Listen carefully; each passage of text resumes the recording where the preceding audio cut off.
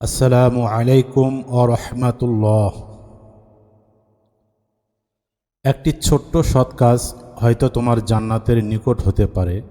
সুতরাং কোনো ভালো কাজকে ছোট করে দেখো না। মানুষের আসল সৌন্দর্য মুখে নয়, চরিত্রে। সুন্দর চরিত্রই জান্নাতের পথে নিয়ে যায়। সবচেয়ে বড় সম্পদ হলো ঈমান। টাকা পয়সা শেষ হবে, কিন্তু ঈমান থাকলে জান্নাত চিরস্থায়ী। মায়ের দোয়া সন্তানের জন্য জান্নাতের দরজা খুলে দেয়, তাই কখনো মায়ের কষ্টের কারণ হইও না। কখনো হতাশ হইও না। আল্লাহর রহমত আকাশ জমিনের চেয়েও বড়, শুধু তার দিকে ফিরে এসো। যে আল্লাহকে ভয় করে, আল্লাহ তার জন্য অপ্রত্যাশিত জায়গা থেকে রিজিকের ব্যবস্থা করেন। আল্লাহকে মনে রাখলে হৃদয় শান্ত হয়। আল্লাহর জিকির হলো দুঃখ ভরা জীবনের শ্রেষ্ঠ ঔষধ।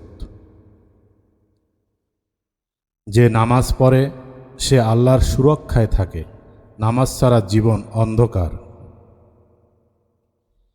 হাসি তামাশা ভুলিয়ে দিতে পারে আখিরাতকে, কিন্তু জিকির মনে করিয়ে দেয় জান্নাতকে।